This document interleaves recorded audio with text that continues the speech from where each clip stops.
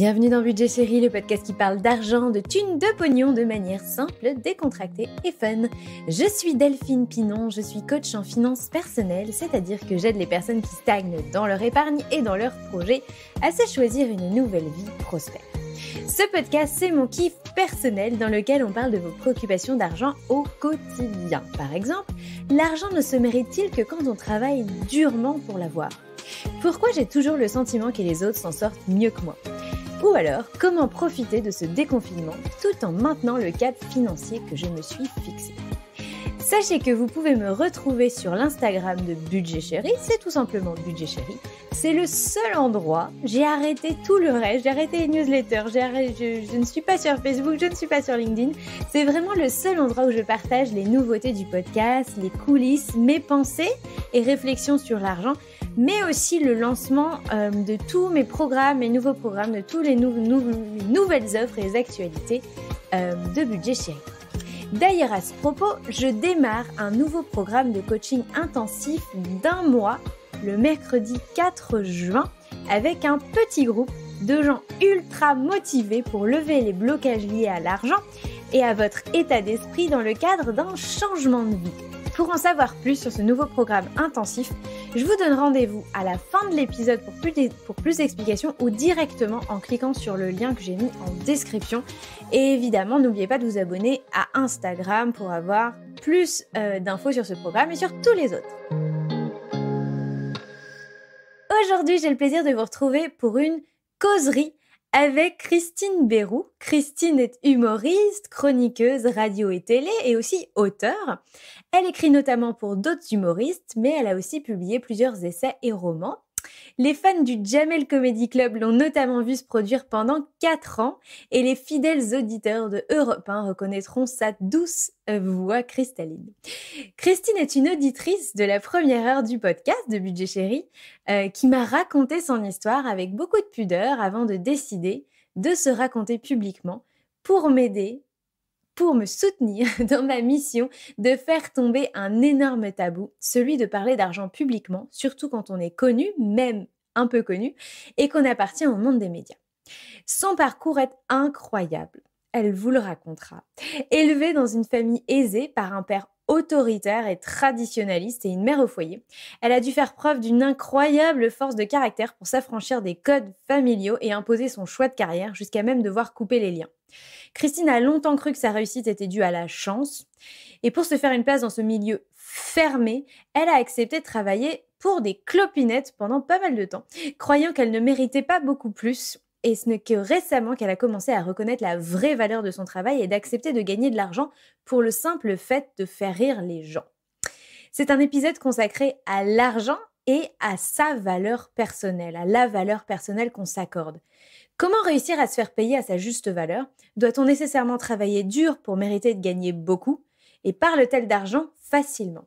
Je suis super fière de vous présenter cet épisode, d'autant plus que c'est très difficile de trouver des invités qui acceptent avec autant de sincérité de parler de leur relation à l'argent, surtout quand ils sont connus. Je vous souhaite une bonne écoute et vous retrouve à la fin de l'épisode. Salut Christine ! Salut Delphine. La première fois que tu t'es présentée à moi, tu t'es dit « Je suis humoriste pas connue » et tu as rigolé. C'est vrai, c'est vrai, c'est vrai. Voilà, c'est ce que je suis, mais c'est pas grave, c'est bien aussi de pas être connue. Voilà, c'est sympa. J'ai zéro pression. Voilà, quand on me découvre, soit on est agréablement surpris, soit on m'oublie. Et puis comme je suis pas connue, je peux me refaire en permanence. Donc non, c'est très bien. Voilà, c'est chouette. Alors nous, en fait, ça fait longtemps qu'on échange parce qu'un jour tu m'as écrit. Et comme je ne te connaissais pas non plus, voilà, du coup, on a eu, je me suis refait le fil de nos conversations Instagram avant d'enregistrer cet épisode et c'est vrai qu'on a parlé quelques fois de tout et de rien avant que on prenne le téléphone, qu'on passe plusieurs heures au téléphone ensemble et puis un jour, et si on faisait un épisode ensemble ? Exactement, ouais. Donc, alors donc, à part humoriste pas connu, t'as quand même fait des choses sympas. Parce que j'ai tapé ton nom sur Google, en fait, Christine Béroux. Je sais qu'il y a des auditeurs qui vont se dire, mais je connais. Il y en a qui vont se dire, je connais pas du tout. Donc, j'ai tapé Christine Béroux sur Wikipédia parce que oui, tu as une page Wikipédia. Oui. Et bon. t'as quand même fait pas mal de choses. Hein. En ce moment, tu fais beaucoup. Donc, t'es à la radio, t'es sur Europe 1, t'es chroniqueuse. T'es aussi sur Teva, dans une émission qui s'appelle Piquante. Oui. Tu es auteur. Tu as écrit des livres. Oui. Dont un futur, on verra si on en parle. Il y en a un prochain qui sortira à la rentrée. Et tu as fait pendant 4 ans le Jamel Comedy Club, donc ça va parler à des gens quand même. Alors, il me semble que tu as été aussi chroniqueuse dans des émissions sur Canal, sur France 3. Oui, j'ai fait toutes les chaînes. Mon CV, c'était les Z. Vraiment, là, c'est parti. Et donc tu as fait de la scène aussi. J'en fais donc toujours. Voilà. Tu fais toujours de la scène. Et en plus, d'ailleurs, tu prépares quelque chose. T'es en écriture sur un spectacle. Oui, plus ou moins. Là, je suis en tournée avec une troupe qui s'appelle Please Stand Up. Là, on reprend la tournée, quel bonheur. Et je suis tous les lundis soirs sur un plateau que j'ai créé au Paname qui s'appelle... c'est un endroit qui s'appelle le Panama Café. C'est un café-théâtre qui est génial. Et ça s'appelle le Van Actually, en hommage au film Love Actually, parce que tous les humoristes viennent parler d'amour. Et donc, ça, c'est tous les lundis. Voilà. Bon, alors là, on a fait le CV. Voilà, et super. du coup, on se dit, mais qu'est-ce que Christine vient foutre dans le podcast de Delphine? Et d'ailleurs, nous-mêmes, on s'est dit... On savait pas. En fait, on parlait et tout. Vraiment, on avait la capacité de passer 1 heure, 2 heures au téléphone ensemble. Et puis, et quand on s'est dit, et si on enregistre un épisode, c'est à la fois venu... L'idée du sujet est à la fois venue spontanément et pas non plus hyper spontanément. Et en fait, tu m'as balancé tellement d'anecdotes sur ta vie qu'à un moment donné, ça a fait tilt. Et donc là, je me suis dit, et si Christine en parlait de ce sujet et de comment est-ce que, de l'argent et de la valeur personnelle, la valeur de soi, la valeur de son travail. Et ça va être le fil rouge de notre conversation. En même temps, je pense que j'annonce la couleur. Je pense que c'est un épisode qui va vraiment être en mode deux copines qui parlent. J'espère que ça va être agréable pour vous. Autant que ça va l'être pour nous. On aurait dû enregistrer nos conversations téléphoniques directement et les mettre sur ton podcast. Mais carrément, je me serais pas fait chier. Bah voilà, c'est ça. J'ai l'habitude de commencer avec mes invités, on commence par le commencement. Et parce que il y a énormément de choses qui, dans ton enfance, dans ton parcours de vie, expliquent les difficultés que tu as rencontrées plus tard dans ton métier, dans ta vie personnelle, à valoriser ton expertise, ta compétence, ton savoir, ta drôlerie. Et du coup, on va commencer par le commencement. Il y a une question que je pose tout le temps, mais c'est... en fait...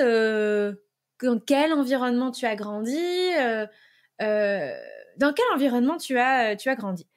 En fait, mes parents, comme je sais que tes invités commencent toujours par décrire un peu dans quel environnement financier ils ont grandi. C'était plutôt classe moyenne aisée. Voilà, si on va par là. Et en préparant plus ou moins ce podcast, j'ai réalisé que chez moi, il y avait que les hommes qui travaillaient. Et toutes les femmes étaient mères au foyer. Donc, j'ai un peu grandi dans cet état d'esprit-là. Voilà. Quoi te dire de plus? Je me suis aussi rappelé de cette phrase que mon père me disait. C'était soit tu fais des études sérieuses, soit tu épouses un homme riche. Mais c'était aussi, c'était ces valeurs un peu de boomer. Il venait de là. Je pense qu'il se faisait un peu aussi du souci pour moi parce qu'il voyait très bien que j'avais des velléités artistiques. Parce que vraiment, ma passion et ma vocation est venue très jeune. J'ai commencé à écrire mes premiers spectacles dans ma chambre. J'avais 4-5 ans. Donc voilà, c'était la phrase soit tu fais des études sérieuses, soit tu épouses un homme riche. Et du coup, c'est vrai que quand j'ai commencé à vouloir vraiment faire ce métier, mais je voyais pas quoi faire d'autre. C'est-à-dire que quand je m'imaginais dans le futur, je m'imaginais toujours faire du spectacle. Et je me rappelle notamment que le défi en rentrant du collège, c'était d'arriver chez moi le plus vite possible pour regarder la chronique de Bruno Gassio sur Nulle part ailleurs. Et je prenais des notes pour voir comment il faisait, parce que je me disais, plus tard, je ferai comme lui. Et c'est vrai que du coup, quand j'ai commencé à parler de ça à mes parents, pour mon père, c'était très dur et il ne lâchait rien. C'était vraiment, soit tu fais des études, soit tu épouses un homme riche. Donc, soit tu fais un truc que t'aimes pas, soit tu deviens tributaire de quelqu'un. Et résultat, quand j'ai commencé à faire ce métier, pour moi, finalement, ce que je faisais, ça n'avait aucune valeur puisque ça rentrait dans aucune case. C'était, voilà, même si mon inconscient avait un peu enregistré que l'humour, c'était dans le domaine du frivole, finalement, et que ça n'avait aucune valeur. Et au jour venu de devoir vendre mon travail, j'en étais incapable. Voilà. Je sais pas si ça répond à ta question. Bah si, mais laisse-moi aller creuser parce que là, c'est quand même pas anodin. Je suis en mode chronique, là, je te fais des monologues. Quand tu dis... je vais te titiller, tu réponds si tu veux. Quand tu dis milieu... j'ai grandi dans un milieu... aisé, je sais même plus quel terme tu as utilisé. Mais... moyen aisé, ouais. Ouais. Où est-ce que tu as grandi, tu vois, globalement, donc ça veut dire que tu as manqué de rien, non. sans vivre forcément... Ok, donc ta mère ne travaillait pas. Voilà, c'est ça. Ma mère était mère au foyer, ce qui est un métier merveilleux. Pour moi, c'est un métier. Et c'est vrai qu'après, quand mes parents se sont séparés, elle a réépousé quelqu'un après, et mon beau-père que j'adorais, et elle est redevenue mère au foyer. Donc finalement, entre les deux, elle n'a pas fait de formation professionnelle ou quoi. Elle est passée de mère d'un foyer à mère d'un autre foyer, d'une famille recomposée. Donc et je me rends compte que et surtout, c'était le cas de toutes les femmes de ma famille. Et oui, et puis les hommes ramenaient de l'argent à la maison et plutôt beaucoup d'argent. Et c'est vrai que j'ai mis du temps à devenir féministe et à réaliser qu'il y avait un vrai problème à ce niveau-là, que quand on est une petite fille, finalement, c'est plus normal de nous diriger vers de nous dire d'étouffer un peu nos vocations et nos velléités, parce que finalement, être mère au foyer, c'est un peu la normalité finalement. Enfin, c'était la normalité de l'époque de mon père. Et le fameux métier sérieux dont il parle, c'est... Oui, qu'est-ce que ça voulait dire quoi derrière? Je pense que c'était... Mon père était chercheur enseignant, donc il y avait beaucoup d'académisme dans sa version du mot sérieux. C'était l'administration, c'était oui, quelque chose qui... Ouais, un métier de... Je vais utiliser un mot très vintage, mais un peu métier de notable, vous voyez, tu vois, métier un petit peu, qui a une étiquette de respectabilité. Voilà, c'est ça, parce que tous les hommes de ma famille faisaient des métiers, soit soit enseignants, soit médecins, soit voilà. Je pense que c'était soit ça, soit encore une fois épouser un homme riche. Mais et forcément, quand je suis arrivée avec ma vocation artistique qui était très forte. Et j'avais vraiment l'impression d'être une intruse et je savais pas quoi faire de ça. J'avais très peur de décevoir. J'avais très peur aussi dans l'autre sens de m'étouffer, de me mentir à moi-même, de me trahir pour faire plaisir à mes parents. Et c'est vrai que les premières années où j'ai pratiqué mon métier, j'étais très tiraillée entre l'envie d'être moi et de partir à la rencontre de mon destin. Et la peur féroce de décevoir mes parents, de pas être à la hauteur de tout ce qu'ils avaient rêvé pour moi, mais ce qu'ils avaient rêvé pour moi n'était pas du tout ce que je rêvais pour moi. Et de cette dissonance est né un manque de confiance en moi, en mon talent, en la crédibilité de la carrière que j'avais choisie. Et pendant très longtemps, j'ai souffert d'un syndrome d'imposture, tout simplement, parce que voilà, j'avais l'impression que ce que je faisais, c'était un malentendu au final. Et ce qui a été très dur en plus, c'est que ma famille avait des principes qui n'ont jamais changé. Et j'ai repensé à quelque chose quand je savais que j'allais faire ce podcast. Je me suis dit, est-ce que je le raconte, est-ce que je le raconte pas? Et tu sais quoi, je vais le raconter parce que ça en dit long sur le snobisme que une certaine classe de la population peut avoir sur les milieux artistiques, et je me dis si ça peut aider d'autres gens, d'autres parents ou d'autres enfants Voilà, c'est que il se trouve que dans ma famille proche, j'ai quelqu'un qui touche des allocations handicapées, ok. Et moi, j'étais intermittente du spectacle. Et il y a un membre de ma famille qui a dit « Ah, un tel touche des allocations handicapées et Christine est intermittente du spectacle. Ça fait 2 personnes dans la famille qui sont assistées par l'État. » La violence, quand tu sais combien c'est dur d'être intermittente du spectacle, parce que tu reçois l'argent que tu as cotisé, et pour obtenir le statut, il faut beaucoup d'heures de travail et ça peut prendre des années. Et voilà, c'est-à-dire que même en faisant mon métier, même en travaillant, pour ma famille, j'étais toujours une assistée, une saltimbanque, voilà, quelqu'un qui a raté sa vie, en fait. Et c'est très violent quand on a une velléité artistique de naître dans une famille très sérieuse, de s'affirmer et de se sentir légitime. Non, les métiers artistiques, pour moi, ça fait partie de ces métiers qui n'en sont pas. Voilà, c'est ça. Tu sais, papa, maman, je vais être chanteuse. Oui, bah, va faire tes études d'abord, ou va trouver un métier, etc. Il y a, je sais pas si c'est propre à la société française, mais effectivement, c'est que tu sais, c'est comme papa, maman, je veux être footballeur professionnel, en fait. Ouais. C'est un mélange de, je veux faire un métier qui est inaccessible, qui est dur déjà parce que il y a beaucoup d'appelés et peu d'élus. Donc en ça, il est déjà compliqué. Et ensuite, dans une certaine mesure et pour certains métiers, il est de l'ordre du fantasme, du rêve, tu vois. Donc l'artistique, c'est les paillettes, etc. Donc vivre de paillettes, c'est génial. Et vivre de pousser dans un ballon ou de mettre des buts, enfin, peu importe le sport, au final, c'est pareil en fait, parce qu'il y a cette idée... il y a cette idée que il y a pas forcément, on a plus de mal à reconnaître l'effort et le talent et la compétence derrière ça, et aussi la décorrélation de certains revenus par rapport à l'activité, qui est vue comme une activité de loisir et de divertissement pour la plupart Exactement. Ouais, t'as tout résumé. Mais il faut savoir que pour réussir à vivre d'un métier artistique, et j'en sais quelque chose, c'est beaucoup de travail, beaucoup de sacrifices, et qu'au final, il y a une espèce de sélection naturelle qui se fait au fur et à mesure du parcours. Et que les gens, finalement, qui trouvent ça trop dur, qui sentent qu'ils vont pas y arriver, j'ai vu en 15 ans de métier, ils arrêtent et ils font autre chose. Et finalement, ça les rend plus heureux de faire autre chose que de persister dans quelque chose où ils sont sans arrêt frustrés et ils sentent qu'ils vont pas y arriver. Donc c'est pour ça, moi, je dirais aux parents qui ont peur, voilà, effectivement, leur enfant leur dit, je veux devenir footballeur professionnel ou chanteur. De toute façon, si vous arrêtez votre enfant dans son élan, il sera frustré et il vous en voudra. Vaut mieux le laisser vivre son expérience, se prendre des claques et peut-être même réussir. Et puis, parce qu'il sera toujours temps de faire demi-tour ou de changer, au moins il aura essayé. Ça, c'est important, je trouve. Donc, mine de rien, toi, tu grandis dans ce milieu qui t'est pas du tout acquis. Finalement, on te met à l'épreuve. En fait, c'est même pas on te met à l'épreuve. On n'a même pas envie que tu fasses tes preuves. On n'a pas... Enfin, la manière dont tu le racontes, on n'a même pas envie que tu réussisses. C'est pas forcément... Du coup, alors, je vais faire un énorme bond en avant, mais... et après, on repartira sur ton parcours. À un moment donné, tu commences à réussir dans le sens où, en tout cas, tu commences à vivre de cette activité.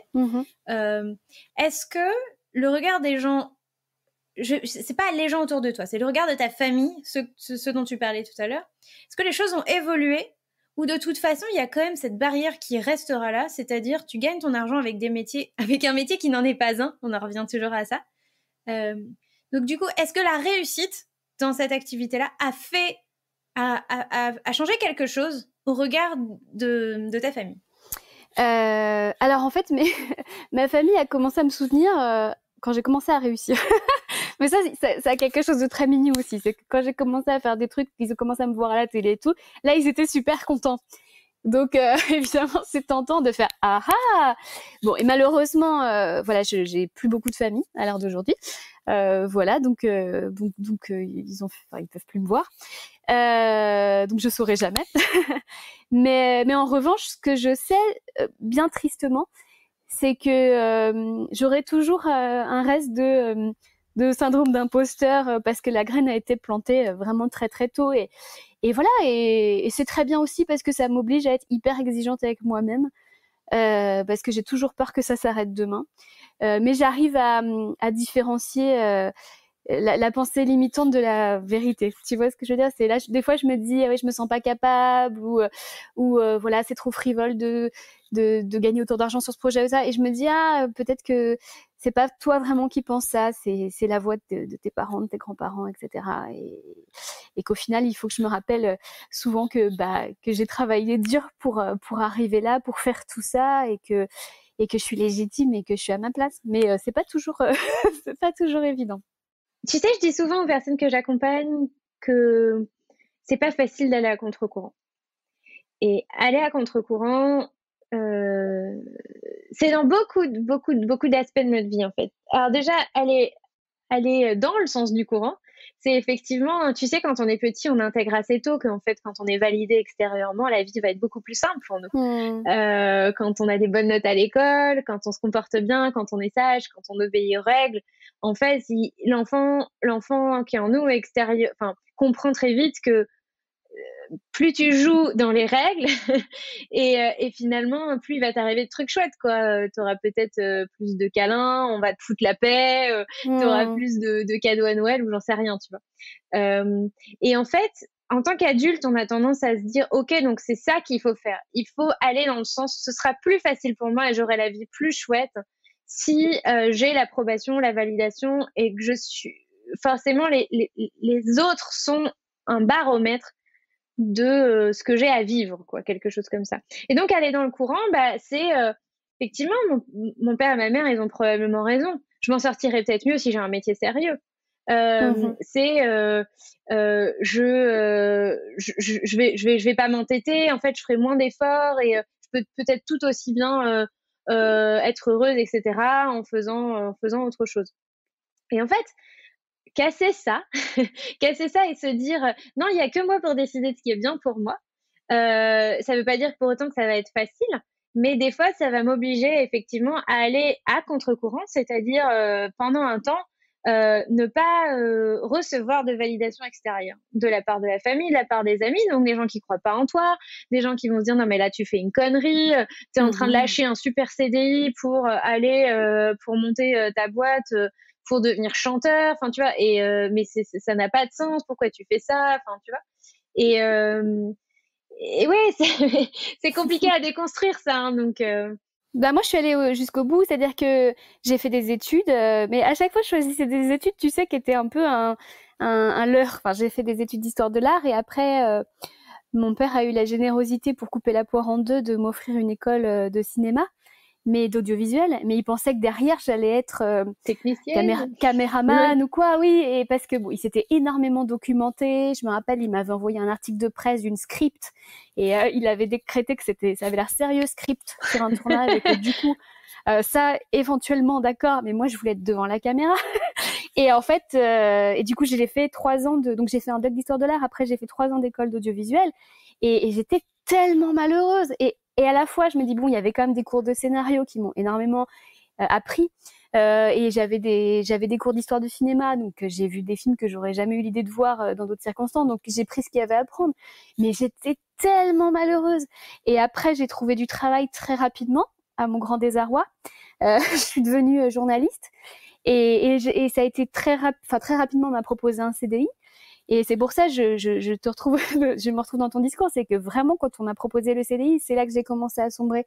Parce que même si j'avais envie de faire plaisir à mes parents, même si j'avais envie, j'y croyais à leur théorie de la sécurité, parce qu'ils avaient réussi à me faire peur quand même avec leur prophétie un peu anxiogène sur la sécurité. Et, voilà, c'est que j'étais très malheureuse. J'étais vraiment très malheureuse. Et à un moment donné, je me suis dit, tu sais quoi, je préfère refuser ce CDI et vivoter de choses et d'autres en attendant de pouvoir vivre de mon métier. Et c'est ce que j'ai fait. Je suis montée à Paris et là, ça a été très dur. Mais en même temps, tout le monde me disait, oh là là, t'as du courage. Mais en fait, la vérité, c'est qu'il m'aurait fallu du courage pour rester et pour continuer sur la mauvaise voie. Là, du jour où je suis montée à Paris, c'est un peu cliché de dire ça, ça fait un peu bécassine, mais du jour où je suis montée à Paris, je dormais par terre, j'ai vécu des trucs de galère, je faisais des allers-retours pour jouer 3 minutes sur des scènes ouvertes et tout. C'était horrible, j'avais pas d'argent, mais j'étais tellement heureuse. Delphine, dans ma tête, c'était Las Vegas, tu vois. Donc voilà. Donc t'as vécu enfin, ce qu'on s'imagine être la galère du début d'un artiste. Ouais. Effectivement, en fait, à devoir faire sa place. En fait, qu'est-ce qui s'est passé au début? C'est que c'était que du gratuit, en fait. Oui et non, il y avait un peu de tout. C'est-à-dire que j'ai eu de la chance de rencontrer des gens super bienveillants quand je suis arrivée à Paris. C'est-à-dire en mettant des statuts Facebook, je trouvais des endroits où dormir, mais c'était genre j'avais un sac et je dormais à un endroit un soir, un autre endroit un autre soir, chez des amis d'amis d'amis. Et puis après, j'ai commencé à trouver une sous-location. Et donc je me suis installée à ce moment-là définitivement. La journée, je travaillais chez Nespresso. Et le soir, je testais mes sketchs que j'écrivais, qui étaient très mauvais parce que je débutais. Donc, je passais 10 heures chez Nespresso et le soir, j'allais me prendre mon petit bide sur la scène ouverte. C'était en 2007. 2007, voilà, 2007, 2008. Et puis voilà, et puis c'était dur. Mais en fait, à force d'écrire, je me suis améliorée. Et puis là, on a commencé à me proposer mes premiers contrats, mes premières télés. Voilà, ça a été très progressif. J'ai travaillé 1 an sur France 4. Je me suis dit, cool, ma carrière démarre. Et puis après, non, pendant 2 ans après, ça a été regalère. Mais c'était super. Enfin, j'ai appris mon métier et voilà. Et ça a commencé à être vraiment très cool quand je suis rentrée au Jamel Comedy Club. Et là, ça, ouais. c'est dans quelle année? Ça, c'était... sachant qu'avant, j'avais quand même fait des trucs et j'avais fait de la radio, j'étais sur le Move, j'ai écrit mes 2 premiers bouquins. Et après, oui, je suis arrivée au Jamel Comedy Club en 2013. Et là, vraiment, ça a été super parce que Jamel est quelqu'un de très généreux et d'empathique et il sait ce que c'est que débuter. Et à partir du moment où il a ouvert la porte à quelqu'un, tu peux rester, voilà, il te laisse ta chance, il te laisse le temps de t'installer. Et j'ai joué pendant 4 ans dans son théâtre. J'ai fait les tournées, je jouais tous les week-ends et là, j'ai progressé parce que le niveau était très haut. Très très haut et moi j'avais conscience que j'étais là aussi parce qu'on avait besoin de filles et qu'il y avait très peu de filles en humour et je pense que si j'avais été un garçon, je pense pas que j'aurais été prise avec ce niveau-là, niveau moyen plus. Et quand je suis arrivée, les gars, ils avaient un niveau de stand-up qui était dingue et je me disais ouais, il faut que je les rattrape parce que sinon en fait, je vais me sentir très seule à être la moins bonne en fait. Et du coup, j'ai travaillé avec acharnement pour réussir à les égaler. Et en 4 ans, ça a fini par payer. Et puis après, ça a été super. Et depuis, ça l'est toujours. Voilà. Ah, c'est marrant parce que vraiment, tu utilises un vocabulaire d'athlète. Enfin, même pas athlète. Ouais, mais tu utilises un vocabulaire. Enfin, mais je crois même pas que j'ai déjà entendu quelqu'un dans le monde de l'entreprise dire j'ai vachement travaillé pour devenir meilleur en marketing. J'ai vachement travaillé pour faire une meilleure analyse financière ou j'ai énormément bossé mes talents parce que j'avais envie d'être pro dans cette technique, je sais pas, de menuiserie ou de coiffure. En fait, c'est atypique la manière dont tu parles. Enfin, en tout cas, moi et peut-être probablement plein de gens qui nous écoutent sont pas familiers de ce que ça peut être. Tu vois, tu dis j'étais pas au niveau, je travaillais, etc. Et on a tendance à croire, à tort probablement, que, enfin, tout ça c'est de l'inné. En plus, j'en parle souvent avec l'argent. On a aussi tendance à croire que gérer son argent, c'est waouh, on est avec cette compétence. Et donc, les gens ont tendance à croire que les humoristes sont drôles par nature. On est forcément drôle, on était forcément à l'école celui qui faisait rire tout le monde et naturellement, on devient celui qui fait rire la France entière. Non, pas du tout. Enfin, c'est marrant que tu fasses le parallèle avec les sportifs. C'est ça, c'est un sketch, c'est un match. Il y a de la technique, il y a de la stratégie, il y a une énergie. Parce que ce qui va faire rire un public va pas faire rire un autre public. Et ça, tu dois être capable de le ressentir à l'instant où tu montes sur scène. C'est des années d'expérience. Et puis aussi, il y a ce que j'appelle la musicalité, enfin, ce que j'appelle l'oreille comique. C'est l'oreille comique, c'est ce qui fait que c'est comme l'oreille musicale. C'est quand tu apprends à jouer du piano, tu apprends d'abord le solfège et puis 15 ans plus tard, tu arrives à jouer du Chopin sans partition. L'humour, c'est pareil. C'est qu'au début, c'est dur. Et puis après, ton sketch, il s'écrit un peu tout seul parce que tu sais comment marche une blague. Tu as fait tellement de scènes que tu sais exactement comment déclencher un rire. Moi, mes premières chroniques sur Europe 1, quand je suis arrivée sur Europe 1 en 2014, pour te donner une idée, je mettais entre 5 et 8 heures à écrire une chronique parce que je ne voulais pas être médiocre. J'ai eu de la chance de débuter avec Nikos, qui est un grand du métier, et je me sentais tellement redevable qu'il me donne ma chance que je ne voulais pas être médiocre. Et du coup, je préférais passer 5 heures, 6 heures, 8 heures sur une chronique plutôt que d'être médiocre. Et maintenant, une chronique, c'est 2 heures max, et c'est pour une qualité qui n'est, j'espère, pas moindre, mais parce que mon cerveau sait ce que je fais. Mon cerveau, il a compris. Et il a aussi compris que quand il prenait des bites, c'était pas agréable. Et que du coup, il va tout faire pour éviter ça. Et du coup, il y a quelque chose d'extrêmement contradictoire entre, tu disais, attends, j'avais un problème avec la frivolité de mon activité, alors même que tu travaillais beaucoup. Tu vois, mais c'est marrant ça, parce que je vais au bout du raisonnement, il y a des gens, tu sais, il y a cette expression des bullshit jobs, des métiers qui n'ont pas une utilité vis-à-vis de la société qui est oufissime, et parmi les bullshit jobs, on cite souvent les community managers, les gens qui animent les réseaux sociaux, etc. Et on se dit, en fait, ouais, je trouve ça intéressant le parallèle où tu parles de la frivolité du résultat qui est finalement de faire rire les gens, alors qu'en fait, il y a énormément de travail derrière.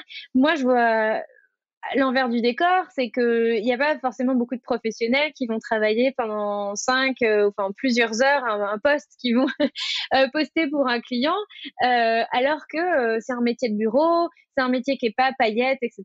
Et donc, on va probablement lui accorder plus de crédit. Je trouve ça vachement... je sais pas, j'avais envie de le mettre en avant, je trouve ça vachement sympa, cette espèce de contradiction, tu vois. Ouais, c'est vrai, mais c'est ancré, parce que moi j'ai toujours l'impression de jamais en faire assez. Et ça m'est arrivé là il y a c'était même pas, il y a quelques mois. Je me rappelle là cette année, à un moment donné j'avais 5 chroniques par semaine, ce qui est quand même beaucoup. Et en fait un soir je m'endormais devant mes chroniques, et je m'endormais pas parce que j'avais mal géré mon temps et tout. Non, je m'endormais d'avoir vraiment trop travaillé plusieurs heures durant. Et en fait, même en m'endormant devant mon travail, j'avais toujours l'impression de pas en faire assez. Mais justement parce que mon métier frivole entre guillemets, on a toujours l'impression que du coup on n'en fait jamais assez, on mérite pas cet argent, on mérite pas cette reconnaissance, parce que effectivement notre métier c'est du rire. Mais en fait c'est un peu comme un patineur artistique, il met des paillettes, il fait des pirouettes, ouais, mais derrière pour réussir à la faire la pirouette, c'est dur, c'est une sacrée discipline qu'on s'impose à soi-même. Ouais, c'est vrai, il y a une dichotomie qui est intéressante. Donc, tu commences à rentrer dans un métier, tu nous dis au début, bah voilà, tu galères, tu travailles beaucoup, tu as tes premières petites scènes. De fil en aiguille, en quelques années, tu arrives à avoir des petites chroniques en moyenne chronique en grosse chronique, de petites scènes en moyenne scène, de moyenne scène en projet collaboratif plus important, etc. Avec toujours cette idée qui te colle à la peau que je mérite pas de gagner beaucoup d'argent, ce que je fais a pas forcément beaucoup de valeur, ou en tout cas, voilà, tout ce dont on vient de parler. Qu'est-ce que ça te conduit à faire? Est-ce que, j'imagine à un moment donné, dans un métier où il y a beaucoup d'appelés et peu d'élus, où tout le monde veut faire et il y a peu de place, j'imagine qu'à un moment donné, tu te vends en dessous de ta valeur. Il y a une vraie différence entre tu ne perçois plus ce que tu vaux, tu n'apprécies pas à sa juste valeur ce que tu vaux, et du coup, toi, tu veux juste être dans le truc. et qu'est-ce que ça t'a amené à faire? Est-ce qu'il y a des choses que tu as fait quand tu y repenses, tu te dis mon Dieu, voilà, heureusement que maintenant, ça fait longtemps que j'y suis, je démarre plus, mais... Ah, mais par exemple, quand je suis arrivée à Paris, j'avais répondu à un appel d'offres sur MySpace à l'époque. Non, c'était une boîte d'événementiel qui suivait mon blog sur MySpace. Donc ça ne nous rajeunit pas. Et en fait, ils m'avaient proposé de postuler pour un event qu'ils organisaient.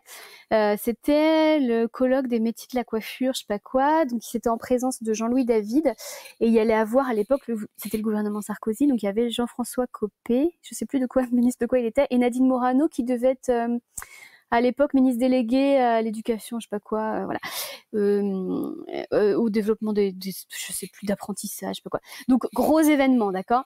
Je postule, et en fait, je donne mon tarif, et là tu vas hurler. Je donne mon tarif, on est en 2007, j'ai 25 ans. Je donne mon tarif 200 €. C'était mon tarif, tu te rends compte? Parce que pour moi, 200 €, c'était énorme. 200 €, c'était 2 allers-retours Nantes-Paris, parce que à l'époque mon pied-à-terre était à Nantes. Et voilà, pour moi c'était énorme. Et en fait, j'ai été prise. Et donc j'ai quand même fait en fait je leur avais proposé d'assister à toute la journée et le soir de faire un récap de ce qui s'était passé avec des blagues. Donc impro, donc voilà, et à la fin clou du spectacle, je demandais à Jean-Louis David de me couper la frange. Donc tu vois vraiment happening et tout, enfin j'avais fait ça bien et tout, ça se passe super bien. Et la boîte d'événementiel me dit bah d'accord, mais explique-nous pourquoi un tarif aussi bas. Et moi, je me rendais pas compte. Et en fait, ils m'ont expliqué que ce que j'avais fait, ça valait 10 fois le prix. Et qu'en fait, ils m'ont pas prise. Ils m'ont prise parce que ce que je proposais était correct, mais ils m'ont pas prise parce que j'étais la meilleure. Ils m'ont prise parce que mon tarif était extrêmement bas et que du coup, pour eux, ça leur dégageait du budget pour autre chose. Et après, ils m'ont dit non, mais t'inquiète pas, on va te rappeler pour autre chose et tout. Et ils ne m'ont plus jamais rappelé. Et je suis sûre que c'est pour ça. Et parce que du coup, je m'étais sous-vendue et en fait, tu as la valeur que tu te donnes. Et avec le recul, voilà. Mais déjà à l'époque, tu en avais conscience ou ça a mis vachement plus de temps à aboutir? Parce que j'imagine qu'à un moment donné, quand on te fait cette réflexion-là, il y a quelque chose de très ambivalent. Tu dois te dire en même temps, ouais, mais j'ai eu le gig, comme disent les Anglais, j'ai eu le contrat, j'ai eu la mission. Au moins, tu vois, je suis placée quelque part, on me voit, etc. Et en même temps, il y a une partie de toi qui te dit, déjà, est-ce que je me suis complètement respectée?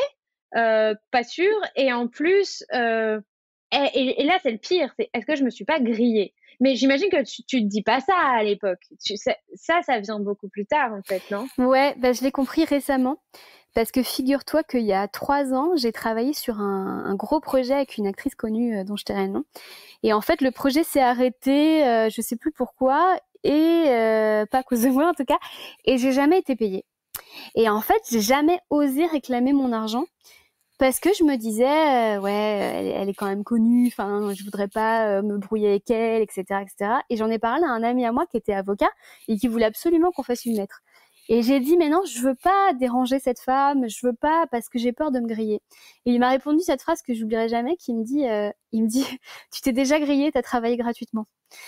Et là, je fais waouh. Et je me suis rappelé cette fois où j'avais vendu mon travail 200 € et je fais ah mais c'est dingue.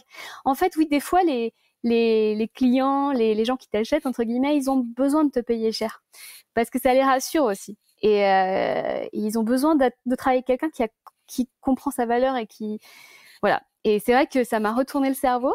Et à l'époque, je commençais à écouter tes podcasts et j'ai fait waouh, c'est un nouveau monde qui s'ouvre. Ouais.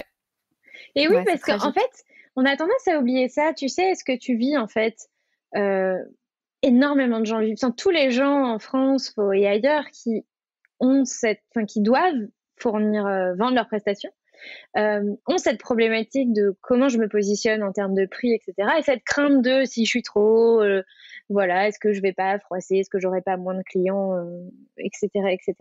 Et en fait, en tant que consommateur, si tu remets les choses à l'inverse, tu te dis, mais il y a certains produits, si tu voyais un sac estampillé Chanel devant toi, qui était sur le rayon, sur l'étagère, un truc d'une taille normale, je parle pas d'un mini portefeuille, genre 70 €, le sac Chanel. Tu l'achètes pas. Tu te dis non, non. c'est pas Chanel, c'est de la contrefaçon, etc., etc. Et en fait, ça arrive plein de fois. Mettons, j'en sais rien, on t'offre tu te dis, je veux faire un baptême d'hélico. Demain, tu vois, internet, baptême d'hélico 50 €. Tu te dis non, mais là, je vais me cracher, en fait, c'est pas possible. Les mecs, ils ont forcément fait l'économie des gilets de sauvetage, enfin, des gilets de sauvetage, n'importe quoi. Mais, tu te dis, attends, je vais faire un truc cheap, je vais risquer ma vie, j'y vais pas. Moi, je vais acheter un truc à 500 balles minimum, sinon je monte pas dans l'hélicoptère, en fait. Tu vois, en fait, il y a des trucs, on a des standards de prix pour lesquels, mais si c'est pas assez cher, on n'y va même pas, en fait. Ça nous envoie un signal qui est contre-intuitif que les gens se disent pas, elle sait pas se valoriser. Ils se disent, elle est nulle. Si elle se vend 200 balles, non, mais on se dit, si elle se vend 200 balles, c'est qu'elle pense qu'elle vaut 200 balles. Et moi, je veux pas balancer, j'ai une chaîne à faire tourner, j'ai des gens à amuser, et je veux pas les amuser avec quelqu'un qui se price 200 balles, quoi. Donc, et quand tu comprends ça, il y a d'autres choses qui s'ouvrent à toi, en fait. Tu te dis, ah, mais mince, là, j'ai un problème, en fait. Au-delà de j'arrive pas à reconnaître ma juste valeur, tu te dis, mais en fait, c'est pire que ça. C'est non seulement je reconnais pas ma juste valeur, mais en plus, je suis en train de me tirer une balle dans le pied. Complètement. Ah, c'est à l'époque que j'aurais dû te rencontrer. T'aurais dû gérer ma carrière dès le début, Delphine. Voilà, j'en serais pas là. Bah écoute, je ne fais toujours pas agent de... je ne suis pas agent de... Réfléchis-y. À mon avis, t'as une carte à jouer. Je vais réfléchir. Merci beaucoup pour la proposition. Du coup, effectivement, donc il y a ces premiers spectacles où c'est n'importe quoi. Tu fais n'importe quoi avec ton prix et tout. Et en fait, tu as commencé à en parler tout à l'heure avec Jamel et tu m'en avais parlé en off. Tu m'avais dit, il s'est passé quelque chose en fait. Quand Jamel, à un moment donné, il te donne ta chance.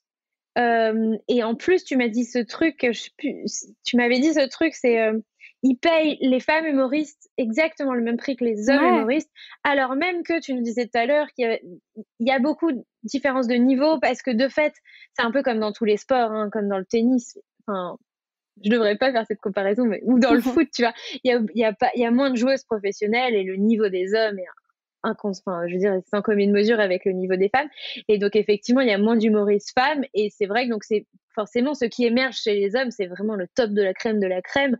Donc, on a l'impression que les hommes sont plus drôles que les femmes. C'est juste que, effectivement, il y a aussi un effet non. Il faut remettre les choses à l'heure, il faut repasser les choses dans l'histoire aussi. C'est que des femmes humoristes, faut savoir que dans les années 80, c'était très mal vu. Dans les années 80, ça, je le sais par des consoeurs un peu plus âgées, c'est que au cours de théâtre, on disait elle est moche, elle fera de l'humour. C'était ça, c'est-à-dire que l'humour c'était pour les femmes moches et encore quand tu étais une femme et que tu faisais de l'humour, c'était dévalorisant, et même moi quand j'ai commencé, je pourrais te retranscrire des conversations de producteurs que j'ai entendues, c'est elle est vulgaire. Et je peux je dirais que elle faisait pas pire que tel mec qui lui était brillant, parce que voilà, quand un gars disait des choses un peu grossières, il était irrévérencieux, et une femme, elle était vulgaire, et ça nous a vraiment brimé des années durant, et on sort de ça maintenant, et ce qui explique aussi que il y a très peu de femmes qui se sont vraiment épanouies professionnellement dans les années 90, parce qu'on avait plein de...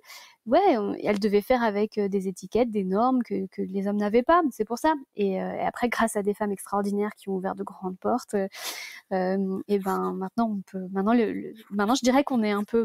on n'est pas un peu, c'est que maintenant, il y a des femmes qui sont même meilleures que les hommes. Voilà. Mais le monde des médias, de manière générale, hein, l'humour, mais la chanson... le cinéma, la comédie est relativement cruelle avec les femmes en général, et avec les femmes qui prennent de l'âge, avec les femmes qui prennent de l'embonpoint, avec les femmes qui répondent pas aux standards de canon de beauté, alors que les hommes estropiés, je dirais boiteux, borgnes, n'ont pas les mêmes problématiques. Mais bon, ça c'est encore... c'est en train de changer. Ouais, mais c'est en train de changer. Ouais. Je le vois, je suis aux premières loges pour voir que ce monde change, et c'est plutôt positif. Ouais. Donc finalement, tu commences ta carrière au milieu des années 2000 ou fin des années 2000? J'ai commencé, écoute, j'ai démissionné de mon CDI en 2007 pour faire que ça. Ok. Voilà. Et aujourd'hui, est-ce qu'il y a un autre déclic? Donc, il y a la confiance que tu as accordée, Jamel, et la visibilité aussi que tu as eue. Comment, à un moment donné, tu passes donc de la Christine qui mange des pâtes et qui crèche dans des pas des squats, j'allais dire des squats, n'importe quoi, mais c'est à peu près ça. À quel moment tu commences à gagner ta vie? Alors, je n'aurais pas utilisé cette expression. À quel moment tu commences à pouvoir vivre décemment, te verser une rémunération correcte, et à quel moment ça explose, et qu'est-ce que ça change dans ta vie en fait? Mais alors, ce qui est dingue, et je t'en avais parlé en off, c'est que j'ai mis du temps à comprendre que je gagnais bien ma vie. C'est-à-dire que j'étais dans un 9 mètres carrés avec les toilettes sur le palier. Et là, je te parle, on est tard, hein, on est en 2013. 2013, et je viens de rentrer au Jamel Comedy. Ouais.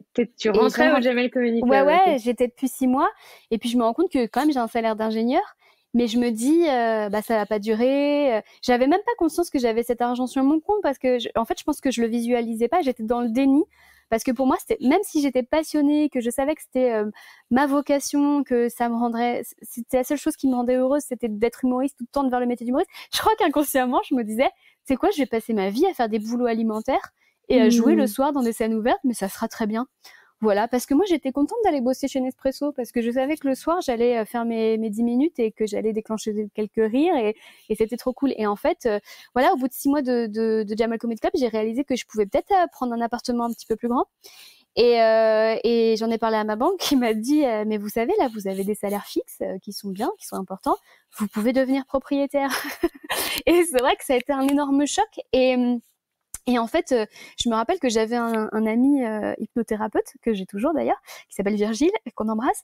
Et en fait, je lui avais dit que j'habitais dans un 9 mètres carrés et que je dormais sur un matelas. En plus, vraiment, j'avais un clic-clac avec la barre qui me rentrait dans le dos, enfin la totale.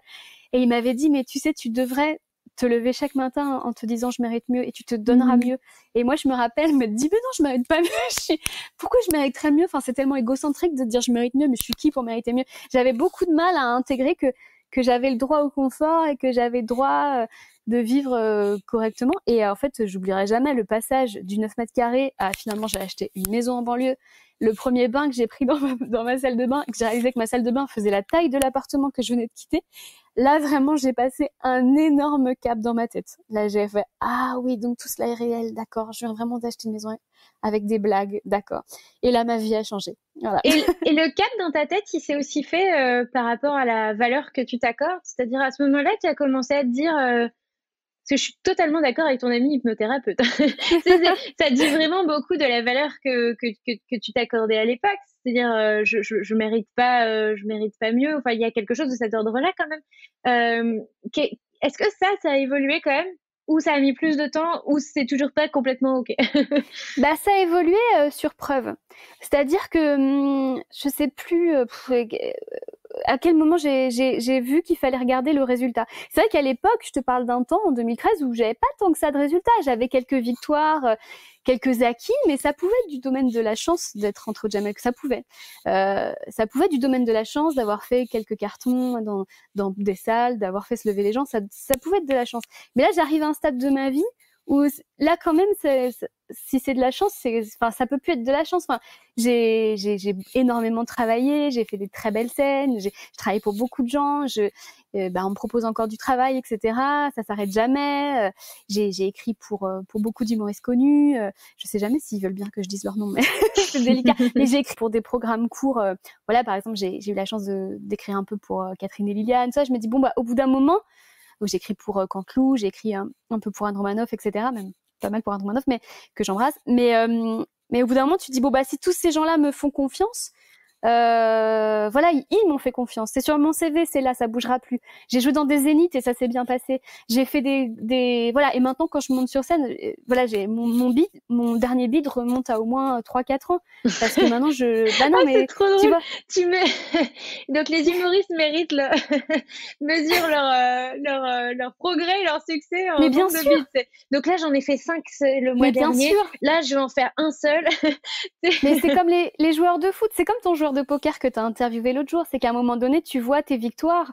Tu vois, moi, quand je sors de scène et que j'ai fait rire personne, donc ce qu'on appelle un bid, en fait, c'est un match raté. C'est un match raté. Bon, mon dernier match raté, il remonte à loin parce que maintenant, j'ai un niveau qui fait que je marque toujours quelques buts, en fait. Et que ça sera jamais un bid. Ça sera des fois, je te dis pas plus tard que hier soir, j'ai joué au Paname. J'ai joué 2 fois. Première fois, énorme carton. Deuxième fois, c'était dur. J'ai l'énergie pour les trouver, pour les faire rire et pour sortir en me disant ça va, j'ai sauvé les meubles. Mais un bid, j'en ai pas pris depuis longtemps. Et c'est là que tu te dis ça a l'air que quand même je suis compétente dans mon travail. Mais c'est un travail. À chaque fois, il faut que je me fasse le bilan. Mais il y a aussi une deuxième chose, c'est qu'à un moment donné, t'as plus le temps de douter.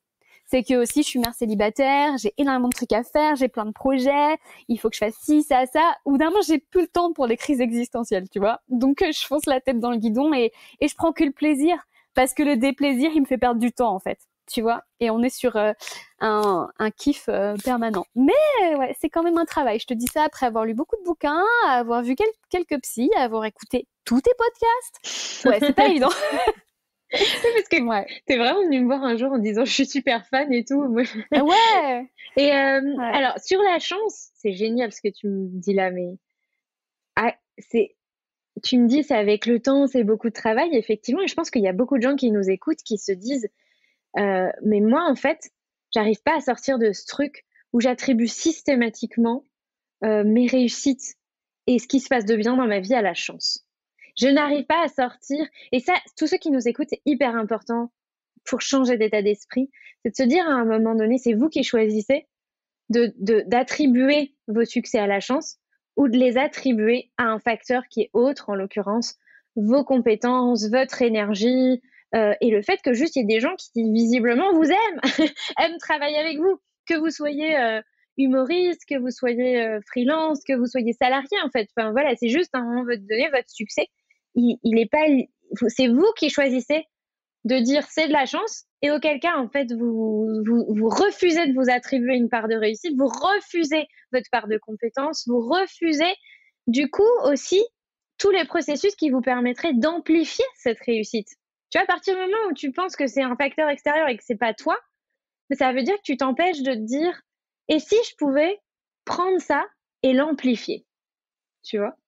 Et merci de partager cette réflexion parce que moi, ça m'ouvre des portes et je trouve ça génial. Mais et aujourd'hui, du coup, tu as arrêté, au-delà du fait que tu n'avais plus de temps parce que tu étais maman et tout, tu as arrêté de te dire c'est de la chance?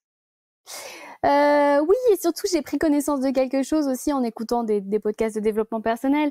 C'est que en fait, quand tu crois quelque chose, tout va te donner raison parce que tu as envie d'avoir raison.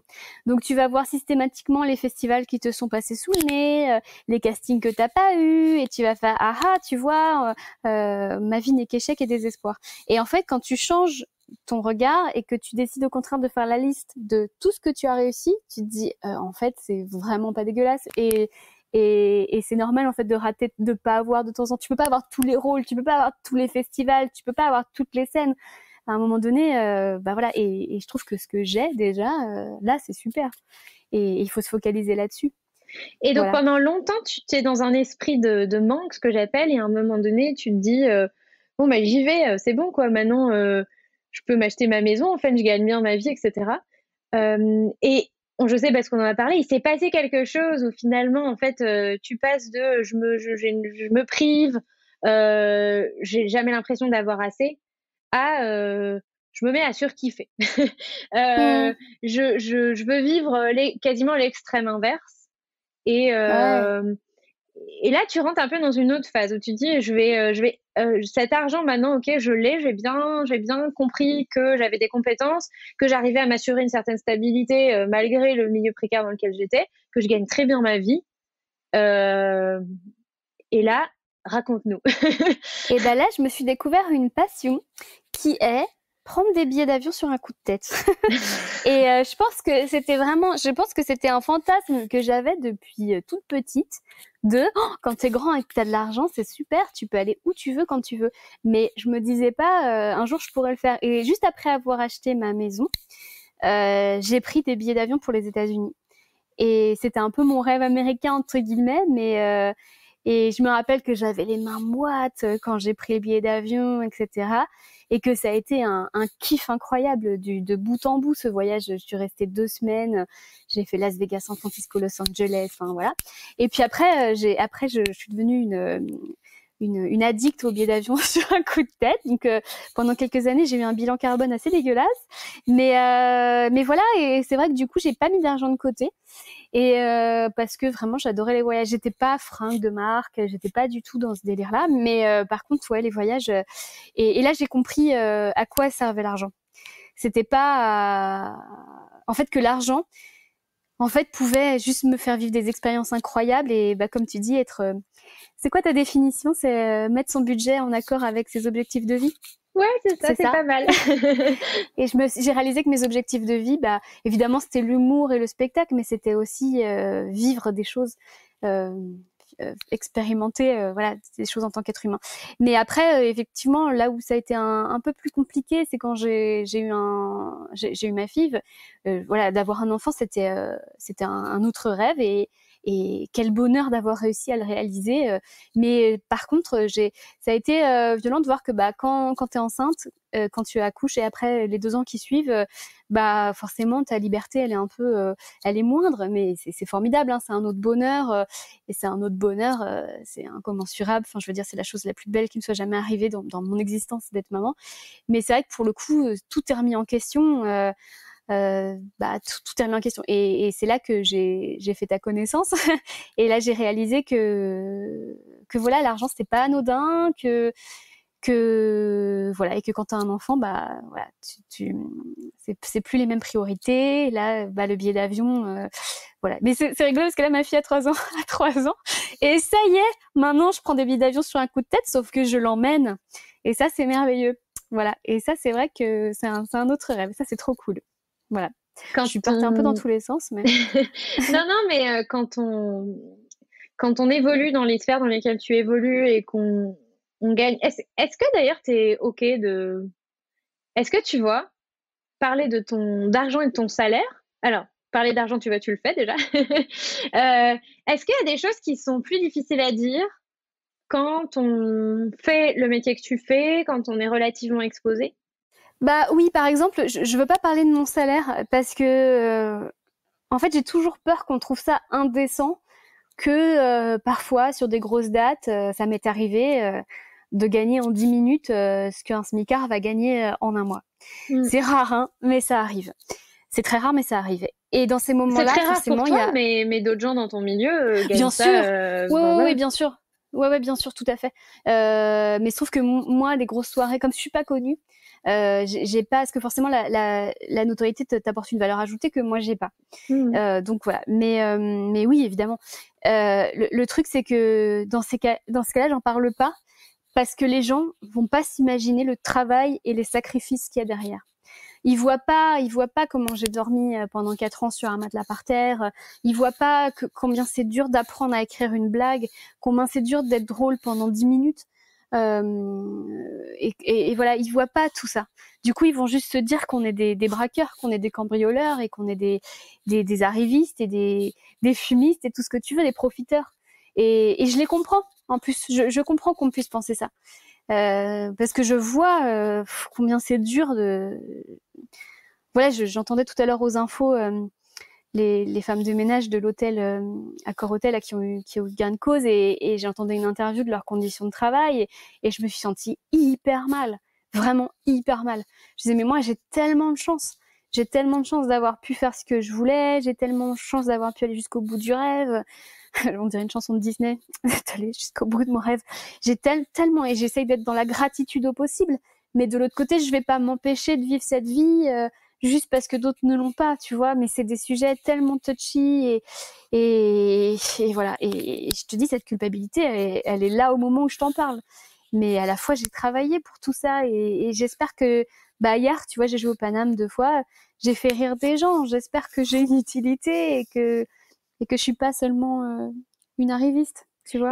Et en même temps, tu sais, moi, j'ai envie de dire la valeur de ton travail, mais ta valeur personnelle ne se mesure pas et ne doit pas se mesurer à l'effort fourni.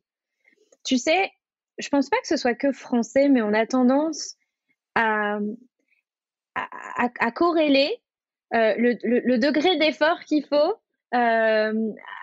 à l'argent qu'on gagne. En fait, il faut forcément en avoir chié, en avoir bavé. C'est vrai. Tu vois, c'est-à-dire, on peut pas être un artiste qui réussit, tu vois, genre premier casting, le film qui marche de ouf, etc. Et en fait, finalement, démarrer très rapidement et être en haut de la vague. Comme si, tu vois, il fallait forcément justifier avec une somme de travail particulièrement importante derrière, tu sais. Et en tout cas, c'est vrai, quand tu parles, je sens que tu es dans cette énergie-là et que c'est pas OK pour toi, tu vois. Et je sais qu'en France, c'est pas OK. C'est qu'il faut forcément à un moment donné dire mais le PDG, tu te rends pas compte qu'il gagne ça, mais il travaille énormément, il a une pression de ouf, etc. Mais le footballeur, tu te rends pas compte ce qu'il doit se priver, ses régimes alimentaires, et puis c'est hyper précaire. Enfin, en fait, avec tout un tas de justifications qui, à mon sens, devrait pas forcément avoir lieu parce que ta réussite n'enlève rien à personne, en fait. C'est là où je pense qu'on se trompe, que parce que toi, tu réussis, d'autres n'ont pas moins. Parce que toi, tu as plus, d'autres n'ont pas moins. Tu vois, c'est pas un jeu à somme égale. Et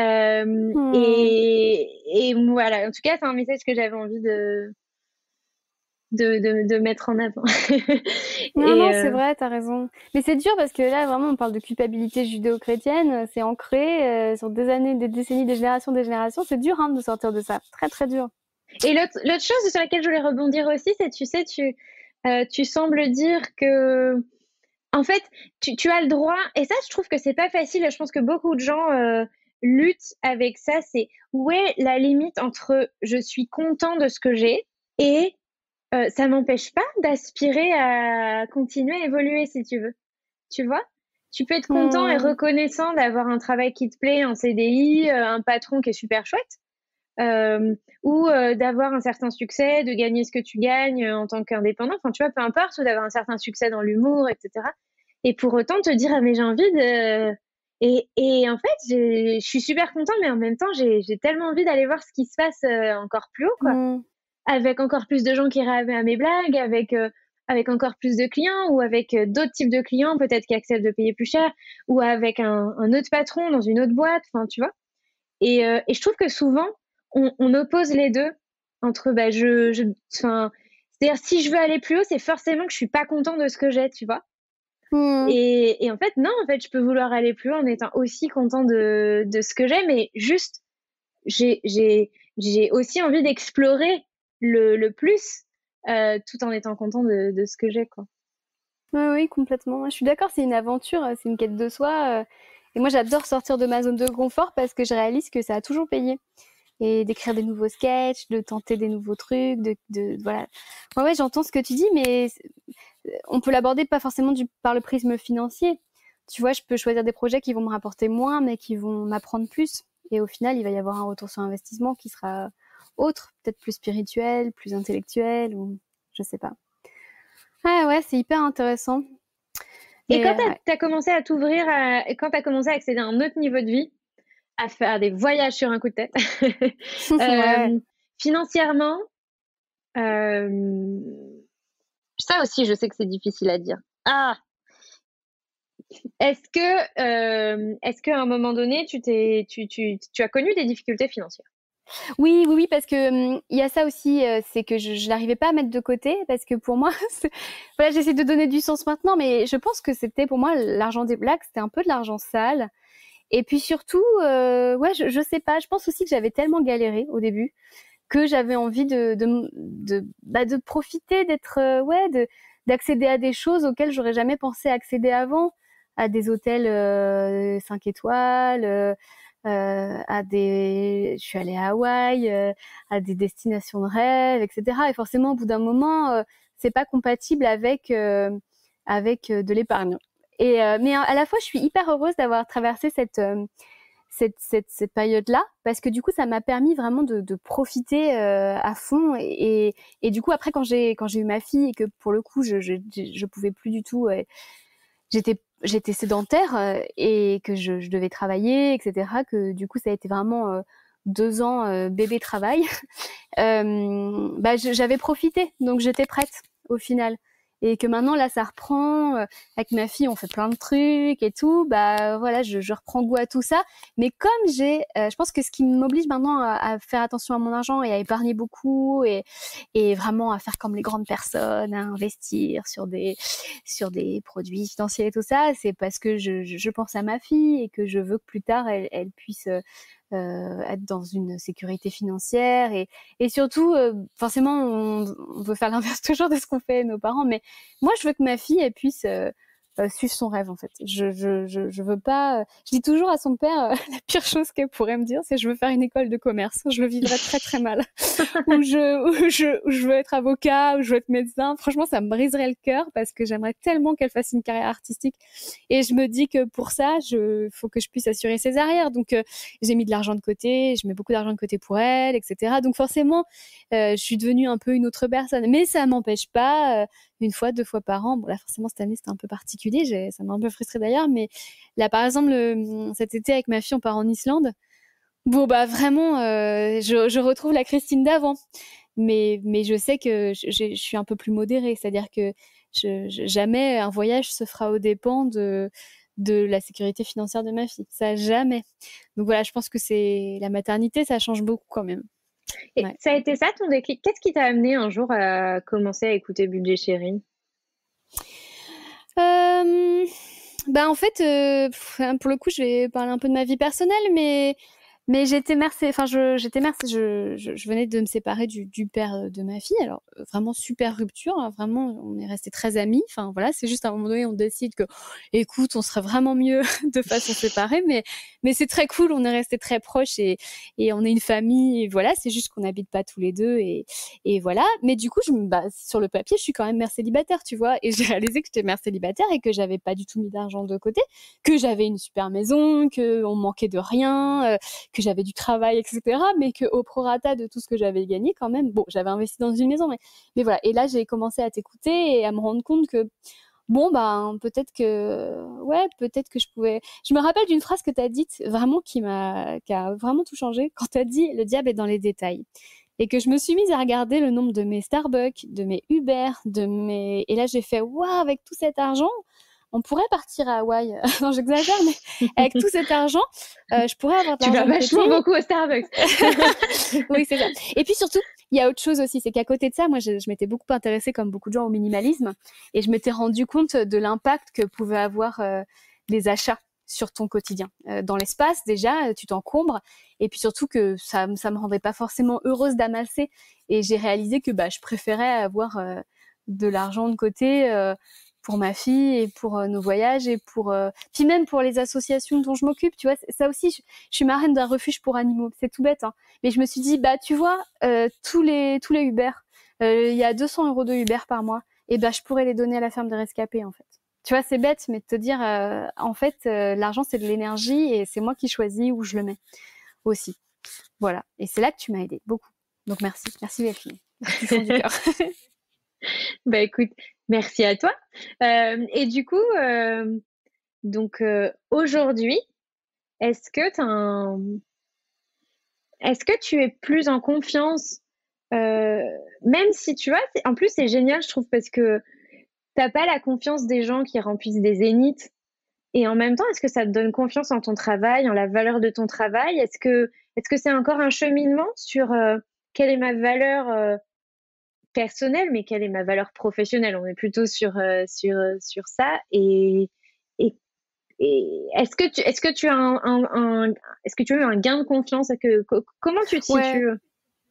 En fait, déjà, quand je regarde, j'ai appris à me regarder avec plus de lucidité. Et en fait, je vois par exemple que j'enverrai jamais un mauvais texte. Tu vois, je me fais confiance que quand on me commande un travail, parce que je déteste rendre quelque chose de médiocre ou de bâclé. C'est pas possible. C'est pas du tout dans mon ADN. Donc ça, je me dis, c'est factuel que en 15 ans de métier, j'ai jamais bâclé. J'ai toujours fait le meilleur de moi.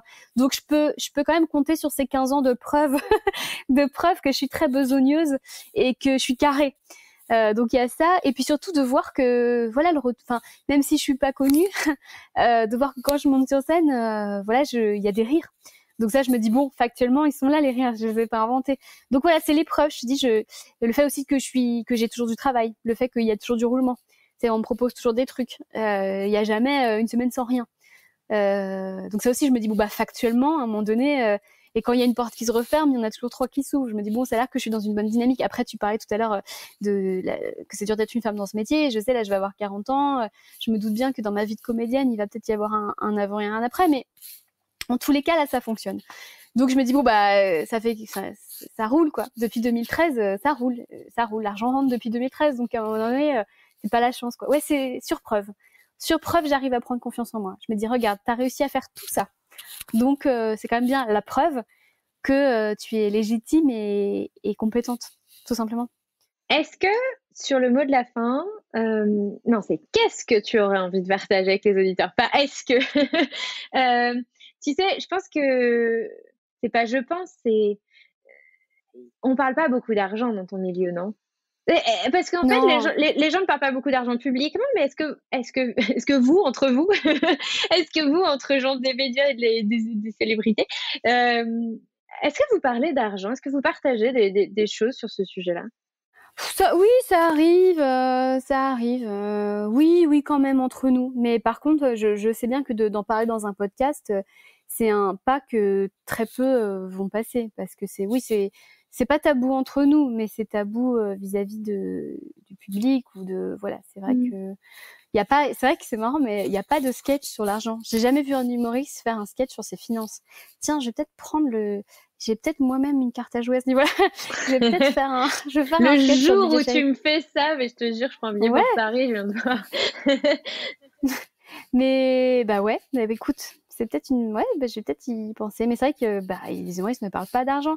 C'est très tabou, mais aussi parce que je trouve souvent que les humoristes, quand ils mettent trop, les humoristes très connus, j'entends, ils ont tendance, j'ai l'impression qu'ils se font bâcher, non, quand ils parlent de finances ou parce qu'aussi, je pense que passer un certain niveau, c'est un peu indécent. Je sais pas, j'en sais rien. J'ai pas d'avis. Franchement, je suis persuadée que tous les auditeurs qui écoutent se disent mais on veut le voir ce sketch. Écris-le. Mais je le ferai. Ouais, je le ferai. Je le ferai. Mais ouais, non, c'est compliqué. Mais même, tu sais, j'ai mis du temps à accepter de parler dans ton podcast et de savoir comment j'allais aborder ça. Mais oui, t'as vu les hésitations que j'ai eues, tout ça, mais parce que j'avais du mal à parler de choses perso. Et puis après, je me dis, bon, au moins... Qu'est-ce qui t'a... En fait, qu'est-ce que ça t'a motivé? Oui, qu'est-ce qui t'a motivé? Parce que qu'est-ce que le sujet de l'argent, le travail sur ta relation à l'argent, j'ai l'impression, et tu vas me dire si je me trompe, t'as apporté beaucoup de choses personnellement et à un moment donné, tu te dis, je peux plus garder ça pour moi, en fait. Ouais. C'est ça qui s'est passé? Oui, surtout, je me suis dit, si je parle dans le podcast aussi, peut-être que ça va inspirer des jeunes qui veulent faire ce métier et dont les parents disent que c'est pas un vrai métier et tout ça. Je me dis, bon, déjà, peut-être que mon parcours leur parlera. Et puis aussi, je voulais, parler du fait, je sais que pour ma part, alors c'est un gros mot, je sais que c'est un gros mot qui fait peur, mais je voulais parler du patriarcat. Et c'est vrai que moi, j'ai grandi dans la peur du patriarcat, du fait que les hommes ont toujours raison, parce j'ai grandi là-dedans, j'étais dans une école très catholique, traditionnelle et tout, et j'avais peur. Je me rends compte que nous, les femmes, on a peur de prendre des initiatives. En tout cas, moi, en tant que femme, je veux pas faire de généralité, mais moi, en tant que femme, j'ai souvent eu peur de prendre des initiatives parce que j'étais entre guillemets qu'une femme. J'ai eu souvent peur des hommes. J'ai toujours pensé que les hommes étaient meilleurs que moi, plus légitimes, etc. Et en fait, là, je me dis, non, et je trouve qu'il faut qu'on trouve notre place. Et il faut qu'on arrive à trouver cette... je me dis que si je ressens ça, c'est que d'autres femmes doivent le ressentir aussi.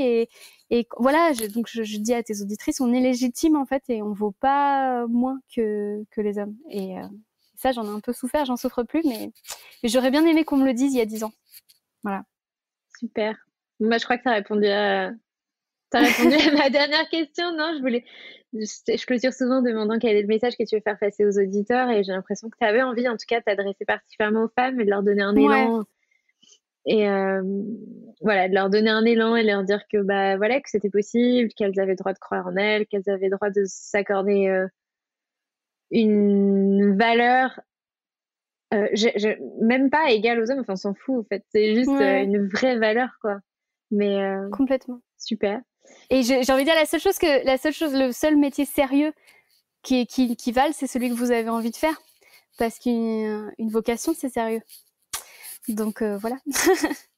Et tu vois, je vais la garder en citation, celle-là. le seul métier sérieux qui vaille, c'est celui que vous avez envie de faire. C'est ça. Et tu vois, mon père, il me disait, soit tu fais des études sérieuses, soit tu épouses un homme riche. Moi, je dirais à ma fille, fais ce qui te plaît et surtout ne sois jamais tributaire de personne. Voilà.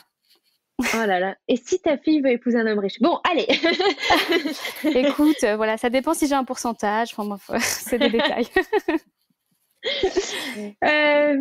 Merci Christine. Merci à toi Delphine, merci du fond du cœur et bravo pour ton podcast. C'est un bonheur. Merci beaucoup. Où est-ce que les gens peuvent te retrouver? Alors, je suis beaucoup sur Instagram et puis sinon sur Europe 1 avec Anne Romanoff et puis le week-end chez Pierre de Villeneuve, puis sur Teva dans Piquante et puis mon nouveau livre sort en septembre, voilà. Et sinon au Panama Café tous les lundis soirs. Voilà, pour ceux qui sont à Paris, au Panama Café Ouais. tous les lundis soirs, voilà, qui ont envie de ressortir, de profiter de cette culture qu'on n'a pas eu, auquel on n'a pas eu accès Revenez, on a pendant besoin trop de vous. longtemps. Venez rire, venez voir Christine et venez l'interpeller à la fin. Ben écoute, merci beaucoup Christine. Merci à toi. Je te souhaite plein de belles choses et puis À toi aussi. et puis à très bientôt. À bientôt. Bravo à tous mes warriors qui sont arrivés jusqu'au bout de cet épisode. Est-ce que vous aussi vous rencontrez des difficultés à définir la valeur de votre travail ou à valoriser vos compétences ou vos prestations? C'est ça que j'aime dans cet épisode, c'est qu'il peut résonner avec tout le monde, avec vous qui évidemment n'êtes pas forcément dans le milieu des médias, sous les lumières des projecteurs, mais qui travaillez peut-être dans un bureau, qui êtes indépendant ou salarié et qui vendez vos prestations ou qui peinez à valoriser vos compétences auprès d'un employeur. Christine, elle a mis plus de 15 ans à prendre conscience de cela. Imaginez à quelle vitesse elle serait allée si elle avait identifié et levé ces blocages plus tôt. Si vous avez envie de vous libérer de ces difficultés qui vous empêchent de déployer tout votre potentiel, même peut-être qui gâchent votre potentiel, et si vous avez envie de vivre le changement de vie auquel vous aspirez, je vous propose de me rejoindre pour un programme de coaching intensif en petits groupes que je lance le mercredi 9 juin. Parfois, les conditions financières, mais aussi et surtout notre état d'esprit par rapport à l'argent est bloquant pour faire aboutir un changement de vie ou pour initier un changement de vie. Du coup, j'ai envie qu'on prenne un mois pour aller regarder ces freins et les lever ensemble avec l'énergie puissante d'un petit groupe de gens ultra motivés à s'entraider et à avancer vite. Ce programme intensif prend la forme de 4 coachings hebdomadaires de 2 heures en petit comité. Ça démarrera le 9 juin au tarif de 1 200 €. Pour vous inscrire, vous pouvez soit aller consulter le lien en description, soit m'envoyer un message privé sur Insta ou par mail. Le mail, vous le connaissez, delphine@budget-chéri.com.